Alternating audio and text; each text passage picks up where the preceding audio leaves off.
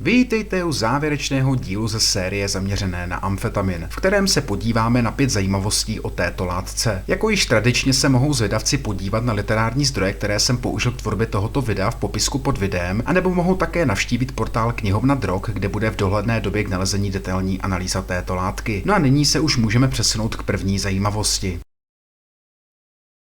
Takže tedy první zajímavost, kterou jsem tak trochu nakousl v prvním díle této série, je skutečnost, že byl v USA amfetamin historicky užíván jako antidepresivum. Což jsem však ale nezmínil, je skutečnost, že se jednalo o první klinicky užívané antidepresivum na světě, které bylo podáváno pouze těm, kteří trpěli mírnou formou deprese, a to mezi lety 1936 až 1950. Důvodem, proč se v roce 1936 začal v USA amfetamin užívat na léčbu deprese, byla výzkumná činnost amerického výzkumníka, neurologa a psychiatra Abrahama Myersona, který se pokoušel najít lék na tuto velice závažnou duševní poruchu. Ačkoliv byl Myerson z klinického hlediska s ohledem na léčbu deprese velkým zastáncem elektrošokové terapie kombinované s freudovskou psychoanalýzou, tak po uvedení amfetaminu na trh firmou SKF v roce 1935 vyzkoušel tuto tehdy zcela novou látku na svých pacientech trpících depresí. No a tento menší experiment nakonec dopadl v skutku velice úspěšně, jelikož Myerson dospěl k závěru, že podání amfetaminu u těchto pacientů krátkodobě zredukovalo téměř veškeré symptomy deprese. A proto tedy začal hypotézovat, že z neurobiologického hlediska stojí za vznikem deprese nízká aktivita neidentifikované adrenergní dráhy mozku. Myerson totiž kromě svých pacientů vyzkoušel amfetamin i na sobě a povšiml si, že po jeho užití se mu dramaticky zvýšil krevní tlak a zároveň se mu také dramaticky zlepšila i jeho nálada. A proto tedy usuzoval, že amfetamin mimikuje účinky adrenalinu v rámci periferní sympatické nervové soustavy a že má poté nejspíš podobné účinky i na tehdy ještě neobjevenou adrenergní soustavu mozku. Myerson nebyl s touto svojí hypotézou moc daleko od pravdy, protože se dnes ví, že mozek disponuje noradrenergní soustavou, jejíž aktivitu právě amfetamin zvyšuje, a to poté vede i ke zvýšené aktivitě sympatické nervové soustavy. Jejíž chod reguluje neurotransmiter noradrenalin a poté i hormon adrenalin. V čem se však ale Myerson pletl, je neurobiologický původ deprese, který s dysregulací adrenergního systému téměř vůbec nesouvisí.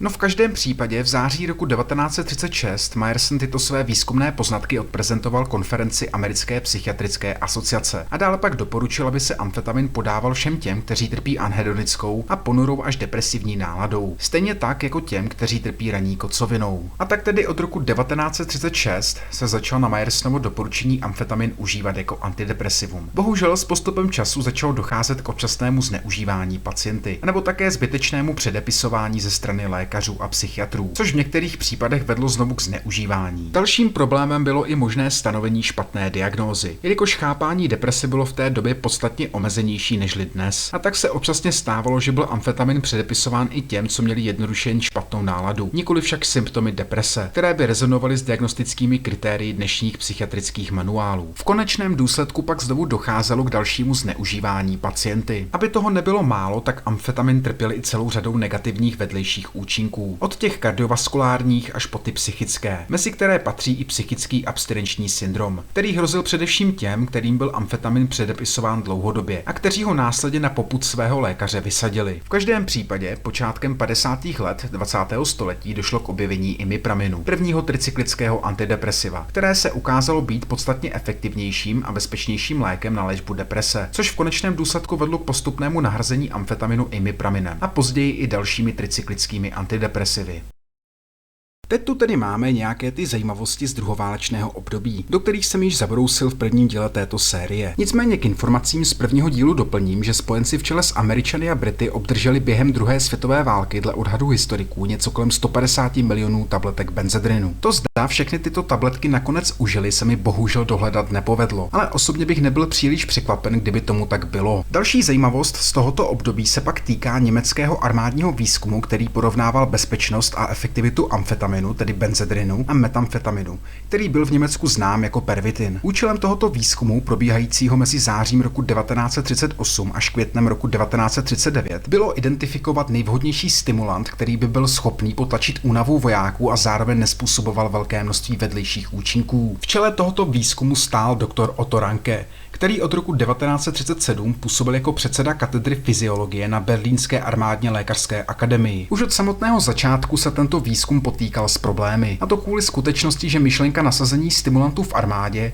nebyla mezi nejvyššími armádními představiteli příliš populární. I přes tento vcelku peprný začátek Ranke nakonec dostal od armádního velení zelenou, a tak se tedy pustil do této randomizované klinické studie, v které byli účastníci výzkumu sestávající z příslušníků pozemních jednotek rozděleni do 4 skupin. Přičemž skupina číslo 1 obdržela placebo, skupina číslo 2 obdržela kofein, třetí skupina pak benzedrin a čtvrtá dostala pervitin. Samozřejmě ti z vás, co viděli první díl této série, nejspíš už tuší, že zde vyhrál pervitin. Nicméně se zde rozhodně nedá říct, že se jednalo o nejbezpečnější stimulant, který si Němci mohli vybrat pro armádní nasazení, jelikož celý výzkum byl jedním velkým fiaskem, při kterém došlo k několika případům vzniku psychické závislosti anebo vzniku chronických srdečních arytmií, a to v důsledku nadměrného dávkování. Díky těmto neuspokojivým výsledkům nebyl výzkum před zahájením války ani řádně dokončen. Přesto však Ranke nazbíral data, které indikovaly, že amfetamin s metamfetaminem disponují téměř totožnou dávkovou potencí a přibližně podobnou efektivitou. Přičemž jedna dávka pervitinu v rozmezí 3 až 6 mg dokázala navýšit koncentraci a pozornost vojáků po dobu 8 hodin. Po zahájení polského tažení v září roku 1939 se Ranke rozhodl svůj nedokončený výzkum dotáhnout do konce, a tak distribuoval velké množství tabletek pervitinu vojenským lékařům a motorizovaným jednotkám, aby na sobě vyzkoušeli, jak moc je schopný potlačit únavu a vyčerpání v bojových podmínkách. O měsíc později pak Ranke provedl rozhovory s vojenskými lékaři, kteří distribuovali pervitin jak důstojníkům, tak i motorizovaným jednotkám. A ke svému překvapení zjistil, že byli tito lékaři s nasazením pervitinu více než spokojeni, jelikož udržoval vojáky ve střehu a konkrétně u motocyklistů údajně pomohl zabránit nehodám spojených s únavou. Ranke se dokonce dozvěděl, že i samotní lékaři, kteří měli na starosti distribuci, začali s nadšením pervitin občasně užívat. V ten samý měsíc navíc Ranke navštívil i západní frontu, kde provedl další rozhovory, v kterých dostal další pozitivní ohlasy na účinnost pervitinu, především pak z řad mladších důstojníků. Kvůli těmto velice pozitivním ohlasům se nakonec rozhodl celý výzkum ukončit a prezentovat výsledky svému vedení v Berlíně. A to i přesto, že nebyl z výsledky výzkumu zcela spokojen, protože si povšiml, že někteří vojáci a lékaři užívali pervitin častěji, nežli doporučovala ve svém výzkumném manuálu. I přes Rankeho námitky s ohledem na možný vznik psychické závislosti byl pervitin v dubnu roku 1940 oficiálně schválen německým armádním velením a od roku 1940 začal být přidělován německým jednotkám nasazeným na západní frontě. Přičemž mezi dubnem a prosincem téhož roku dodala německá farmaceutická firma Temmler 30 milionů tabletek pervitinu, a to západní armádě generála Paula Ludwiga Ewalda von Kleista. No a když už jsem znovu nakousl užívání amfetaminů německou armádou, tak rozhodně nesmíme opomenout Führerovy drogové koktejly, které kromě barbiturátů a opioidů zahrnovaly i stimulační látky jako kokain, amfetamin a metamfetamin. Sám Adolf Hitler totiž trpěl celou řadou různých zdravotních komplikací, kvůli kterému jeho osobní lékař Theodor Morel naordinoval vcelku neortodoxní lékařskou kúru, která zahrnovala užívání opioidů, a to v pořádně vysokých dávkách. Toto však zcela logicky vůdce celkem značně utlumovalo, stejně jako barbituráty, které bral na spaní. A proto tedy, aby byl fresh na svých projevech k národu, mu Morel začal od roku 1937 podávat nižší dávky amfetaminu v tabletové podobě. Hitler byl se službami svého osobního lékaře více než spokojen, protože se zdálo, že všechny jeho zdravotní komplikace ho rázem opustily. Ono ostatně, kdo by nebyl spokojen, kdyby mu bylo podáváno více jak 20 psychotropních látek denně. V podstatě by se dalo říct, že byl Hitler v neustálém rauši, a proto se mu tedy zdálo, že ho Morel ze všech jeho zdravotních komplikací zcela vyléčil. Skutečnost je ale taková, že byl Morel vnímán svými lékařskými kolegy jako nekompetentní šarlatán, který vůdce v podstatě systematicky otravoval naprosto šíleným množstvím různých látek, a to včetně nízkých dávek strychninu. Morel si dokonce všechny své koktejly, které podával Hitlerovi, zapisoval do deníčku. A proto dnes víme, že od roku 1942 dostával Hitler téměř každé ráno injekci vitamultinu, který obsahoval glukózu,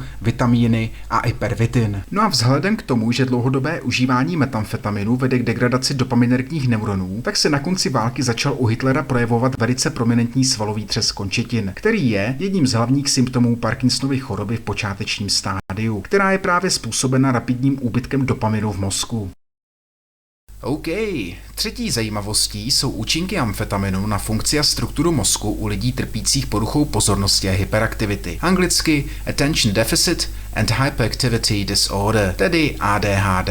Předtím, než se však pustíme do tohoto tématu, tak si nejdřív ve stručnosti ADHD definujme. Takže tedy ADHD je geneticky indukovaná neurovývojová porucha, která se projevuje nepozorností, impulzivitou a lokomotivní, tedy pohybovou hyperaktivitou. Přičemž symptomy této poruchy se zpravidla projevují již od raného dětství a dále pak mohou přetrvávat až do dospělosti. Podle nejnovějších výzkumných poznatků stojí za produkcí symptomů této poruchy geneticky indukované strukturální změny v několika oblastech mozku, které regulují pozornost, inhibici impulzivního chování a tělesné pohyby. No a abych vás ušetřil trápení, tak zde nebudu vyjmenovávat veškeré konkrétní oblasti, které jsou zmíněnými strukturálními změnami postiženy. A namísto toho se zaměřím pouze na pravou hemisféru přední kůry mozkové. Ta zde totiž hraje značně významnou roli, jelikož u těchto lidí trpí sníženou neurální aktivitou v důsledku abnormálně nízké dopaminergní a noradrenergní neurotransmise. No a jak si někteří z vás možná pamatují, tak právě amfetamin aktivitu těchto dvou mozkových drah značně zvyšuje. A proto tedy po nasazení nízkých dávek amfetaminu dochází k mírnému navýšení aktivity těchto dvou drah, což dále posiluje aktivaci postsynaptálního adrenergního receptoru alfa-2A a poté i postsynaptálního dopaminergního receptoru D1, což v konečném důsledku zajišťuje správnou úroveň aktivity v pravé hemisféře přední kůry mozkové, která se podílí na regulaci pozornosti a inhibici impulzivního chování. No a podobným mechanismem pak amfetamin zajistí i nastolení správné aktivity v motorických oblastech mozku, což zamezuje manifestaci pohybové hyperaktivity. Takže tedy v konečném důsledku amfetamin lidi s ADHD naopak uklidňuje. Pochopitelně však při užití terapeutických dávek, které ale naopak mohou u zdravé populace hyperlokomotivitu a impulzivitu zvyšovat. Především pak u těch, kteří jsou na jeho účinky značně citliví. No a byť je možná předepisování hardcore stimulantů dětem poněkud kontroverzní, tak neuroimagingové studie prokazatelně ukazují, že časté nasazení stimulačních látek může zamezit dalšímu rozvoji strukturálních a neurotransmisních abnormalit mozku, které stojí za produkcí symptomů ADHD. A proto je tedy nasazení těchto látek v dětství více než na místě, jelikož tyto abnormality samy od sebe nezmizí a v dospělosti se naopak mohou ještě zhoršit. Závěrem zde ještě doplním, že se na léčbu této poruchy užívá kromě amfetaminu i metylfenidát, který je spíše známý pod obchodním názvem Ritalin nebo Concerta, přičemž efektivita obou dvou přípravků je dle starších dat podobná, a to jak u dětí, tak i u dospělých. Nicméně novější metaanalýzy naznačily, že amfetamin je více účinný u dospělých, zatímco metylfenidát je pro změnu efektivnější u dětí. Teď tu tedy máme čtvrtou zajímavost o amfetaminu, kterou jsem ve stručnosti zmínil v úvodu prvního dílu této série, a sice, že amfetamin a jemu podobné stimulační látky jsou některými lidmi užívány jakožto nootropika, tedy látky, které krátkodobě navyšují kognitivní kapacitu jedince. V každém případě jsem se v prvním díle blíže k tomuto tématu nevyjadřoval, a tak tedy nyní doplním, že v klinických dávkách, či mírně vyšších nežli těch klinických, má amfetamin skutečně omezené nootropní účinky u zdravé populace. Hlavním důvodem, proč amfetamin oplývá těmito účinky, je skutečnost, že nižší dávky u zdravé populace navyšují neurální aktivitu v neokortexu, což je ostatně patrné i na obrázku po pravé straně, který znázorňuje zvýšenou neurální aktivitu neokortexu po užití Adderalu. Samotný neokortex se pak podílí na regulaci mnoha důležitých kognitivních úkonů, jako je schopnost porozumění jazyka nebo schopnost prostorové vizualizace. A tak tedy v důsledku jeho zvýšené aktivity dochází k mírnému zlepšení těchto kognitivních dovedností. Kromě neokortexu pak amfetamin také navyšuje aktivitu katecholaminu, dopaminu a noradrenalinu v přední kůře mozkové, což podobně jako u lidí s ADHD vede k silnější aktivaci postsynaptických receptorů v této oblasti mozku, což se poté projevuje zlepšením krátkodobé a epizodické paměti. Dalším pozitivním důsledkem této akce je poté posílení kognitivního procesu zvaného inhibiční kontrola, který odkazuje na schopnost potlačit impulzy či přirozené nebo dominantní behaviorální reakce na okolní podněty. No a takovým typickým příkladem inhibiční kontroly v praxi může být úspěšné potlačení chutě po nezdravém jídle. Kromě těchto pozitiv zde ještě dochází k navýšení pozornosti a motivace, což se může projevit splněním úkolů, který by dotyčný jinak vnímal jako totální ztrátu času. A možná právě kvůli posledním dvěma jmenovaným pozitivům je amfetamin často zneužíván vysokoškolskými studenty v USA, což je ostatně patrné i na grafu po pravé straně, který znázorňuje data z výzkumu, který se zabýval prevalencí zneužití ADHD stimulantů u zdravé populace za účelem zlepšení zhoršení studijních výsledků. Jak je patrné, tak vysokoškoláci holdují stimulantům více nežli středoškoláci. No a toto zjištění není z mého pohledu nikterak překvapující. A to především kvůli vyšší kognitivní náročnosti vysokoškolského studia. Co však ale pro mě osobně překvapující jsou genderové rozdíly u těchto dvou skupin. Jelikož u středoškoláků je větší prevalence zneužití těchto látek u žen, zatímco u vysokoškoláků u mužů. Bohužel se tato studie těmito značnými genderovými rozdíly nezabývala. A tak tedy vysvětlení těchto rozdílů zůstává záhadou. A co však důvody jakékoliv, takhle existující literatury má užívání amfetaminu jakožto akademického nootropika několik značných nevýhod. A když rovnou vynecháme dříve diskutovanou závislost, tak je zde značný problém s odhadem dávky, která by přinesla zmíněné benefity. Jelikož u značně citlivých lidí mohou mít i nízké dávky opačné účinky. A tak tedy mohou způsobit redukci kognitivních schopností v důsledku psychofyziologické hyperstimulace. A to samé pak platí i pro ty, kteří na účinky amfetaminu sice nejsou natolik citliví, ale jednoduše to s dávkou nechtěně nebo záměrně přeženou. Navíc některé studie zabývající se touto tématikou dospěly k závěru, že určitá skupina studentů neužívá amfetamin ani tak kvůli nootropním účinkům, jako spíše kvůli jeho schopnosti potlačit únavu a zvýšit pocit duševní a fyzické energie. Jiné studie pak dospěly k závěru, že velká část studentů preferuje užití amfetaminu s okamžitým uvolňováním, jež má ve vyšších dávkách větší tendenci vyvolávat euforii, což může naznačovat, že ho jednoduše užívají z rekreačních důvodů. No a takový bonus na závěr, úplně stejná preference pro amfetamin s okamžitým uvolňováním byla nalezena i u populace trpící poruchou pozornosti a hyperaktivity. Nyní se tedy dostáváme k poslední zajímavosti, která odkazuje na skutečnost, že valná většina syntetizovaných substituovaných amfetaminů nedisponuje stimulačními účinky a namísto toho mají velice rozdílné a pestré farmakologické profily. Jelikož například takový substituovaný amfetamin zvaný DOM, celým názvem 2,5-dimetoxy-4-metylamfetamin, účinkuje jako velice silný agonista 5-HT2A a 5-HT2B serotoninergních receptorů, díky čemuž disponuje silnými psychedelickými účinky, které jsou podobné těm, které produkuje LSD.